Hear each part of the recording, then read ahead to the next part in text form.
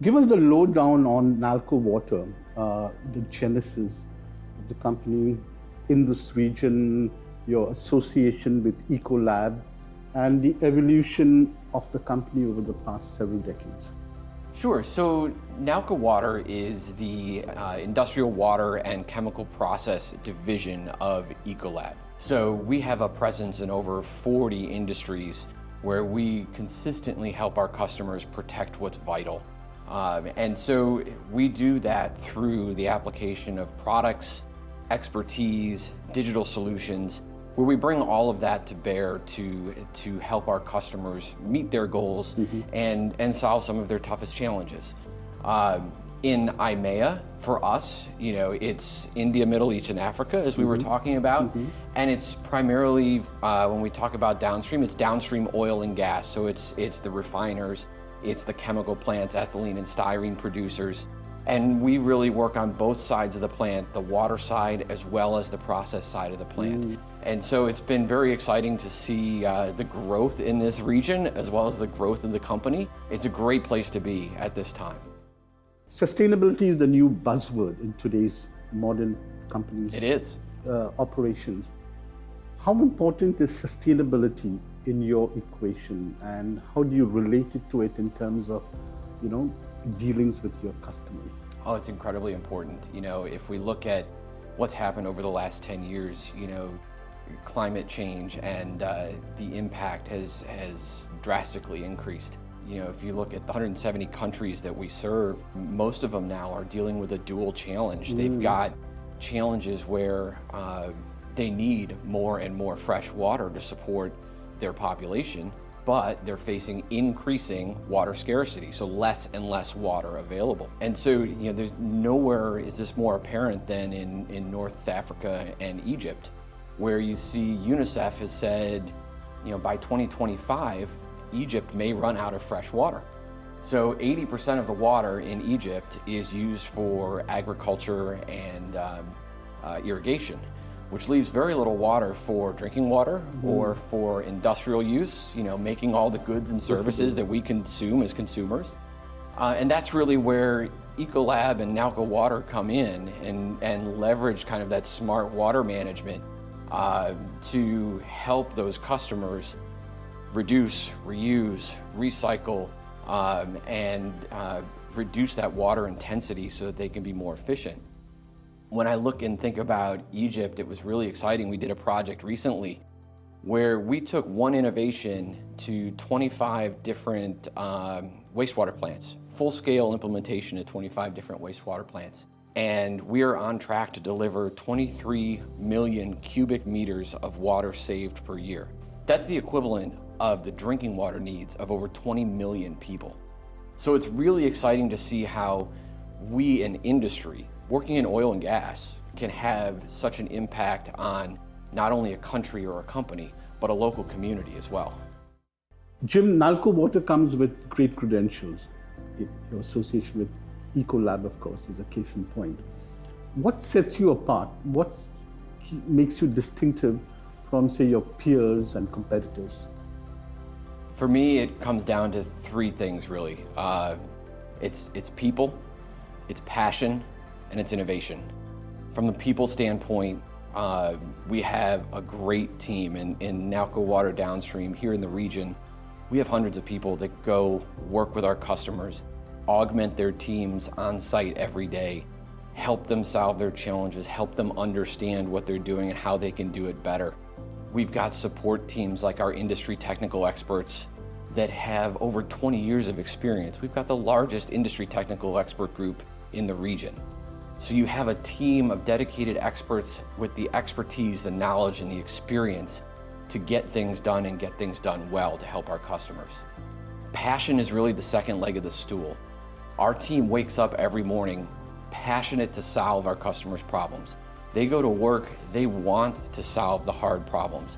They want to bring solutions to the customer. And when you have that kind of a drive, it's hard not to get excited and see this team perform and really deliver for the customer on what they want to deliver. That passion, you can't describe it, you can see it and you can feel it. The third leg of the stool is what's really exciting, and that's innovation. You know, Ecolab has over 1,000 scientists and technical associates globally. We've got 11,600 plus patents globally. So there's a lot of innovation being done globally. And we bring that expertise to bear to our customers' problems to be able to solve their toughest solutions or their toughest challenges. What's exciting for us in the region is that we've gotten very focused about how we do research and development, including we have a research and development group at KAUST University in Saudi Arabia. And that team is solely focused on solving our downstream oil and gas customers' challenges.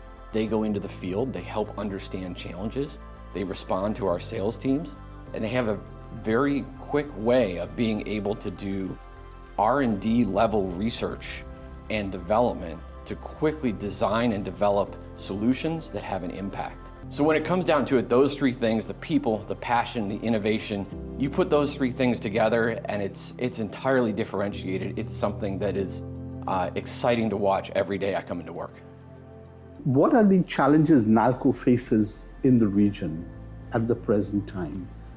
And what are you doing to address these issues?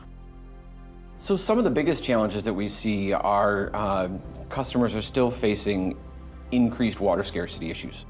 And when we look at how we have to adapt to solve that, it's not solving one piece of the puzzle or one area of a plant. You have to think about it more holistically. And so that's where we start talking about things like what we call total water management. And if you think about it, you go to the front end of a plant, and you look at every drop of water that comes into the plant. You go to the back of the plant, you look at every drop of water that goes out. And then you track every piece of water, every drop of water that goes through that plant, map that and understand it. And you look at how you can improve the efficiency of use of every drop of water within that plant. So we bring in engineering, we bring in operations, we bring in equipment, we bring in chemistry, knowledge, everything to surround that plant, to be able to bring a holistic approach and look at how we can improve that. It's not just one piece of the puzzle. You have to look at the whole thing to be able to deliver on some of those new goals. And then you start to talk about extending things with digital twins and digital technology, and then that's where things get really exciting going forward. Jim, reducing carbon emissions now is a much bandied phrase. Everyone's kind of talking about it. What is Nalco doing in real time to confront this critical goal? CO2 emissions is a regular discussion. And what's interesting is that if you look at in any given plant, water, energy, greenhouse gas emissions are all very closely linked. And when we think about that, you look at the water. Water can carry up to 75% of the energy used in a refinery. It has to be heated, it has to be cooled, it has to be pumped and transported, and that's all energy that's carried with that water. So if we can have a small change on that water efficiency, we can have a big impact on the energy usage and the CO2 emissions. And what we find is if we have that small change, we can reduce the energy usage by 22%, we can reduce the CO2 emissions by 12% just by having that small change.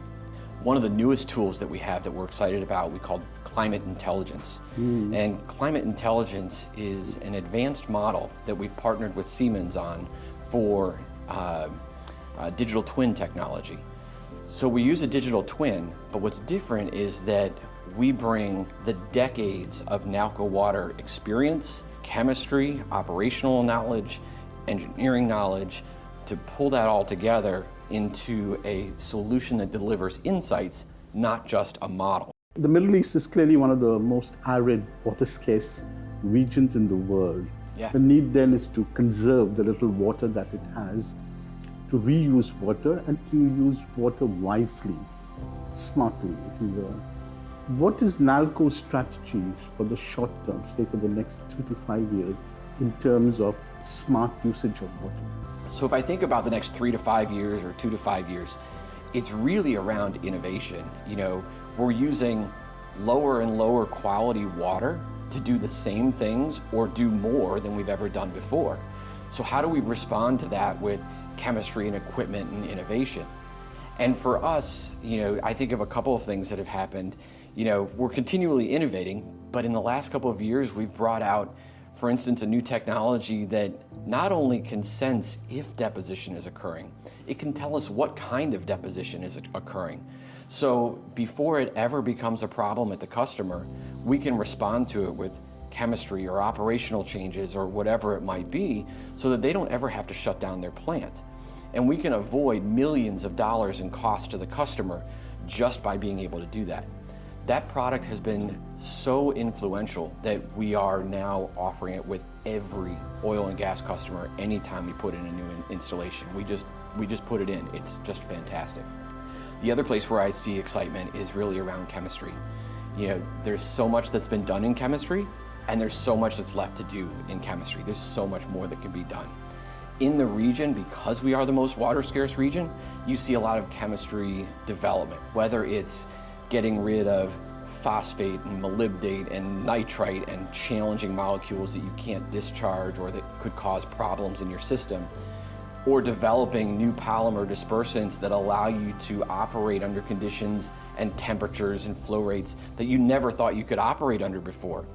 We're now enabling refiners and chemical plants to do things with water qualities and less water than they ever thought that they could operate with before. So it's really exciting to see, and to see that continuation in innovation that's really going to have an impact in the next 3 to 5 years. And honestly, it's going to carry us much further into the future, keeping that innovation going. And we've got a strong pipeline, and it's exciting to see. My team is engaged, the global team is engaged, and we see a lot coming in the next 3 to 5, even 10 years. Talk to us at this juncture about Nalco Water's role in the circular economy. So if you look at the process side of the business, there's a lot of talk about alternative feedstocks, right? Using something other than oil as your feedstock for the products that you produce. You're talking about things like pyrolysis oils and things like that. So we know as a world community, we produce about 380 million tons of plastic per year, a lot of which is single-use plastics that are not necessarily recyclable. So how do we start to make use of that? So we look a lot at how can we help those supply chains, whether it's through chemistry or storage or transport or modification, to be able to handle some of those alternative feedstocks. Pyrolysis oils being one of them, but there are plenty of others to talk about as well. So you're looking at the circular economy not just on the water side, but you're also looking at it on the process side as well. Nalco Water has been in Saudi Arabia for almost 4.5 decades. And my next question is then, how do your strategies, your recycling efforts dovetail into the wider vision for Saudi, National Vision 2030 as enunciated by the Crown Prince? Yeah, so 45 years in Saudi was a big milestone for us, and we're thrilled to be a part of Saudi Arabia for that long. I know we've had a big effect and impact in Saudi, and to be honest, Saudi Arabia has had a big impact on us as an organization as well.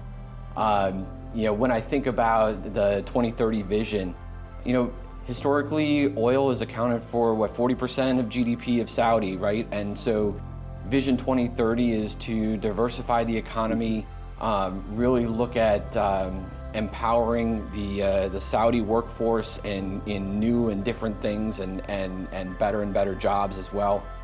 And so for us, we're really partnering on that through our Nalco Water Saudi University program, where we hire people into this program. It's really exciting. And then also through our R&D efforts as we continue to expand our R&D footprint within the kingdom as well. So there's a lot that we're doing to align with the 2030 vision, but it's very exciting to see and exciting to be a part of, and I look forward to many more decades being a part of Saudi Arabia and where they're going as well.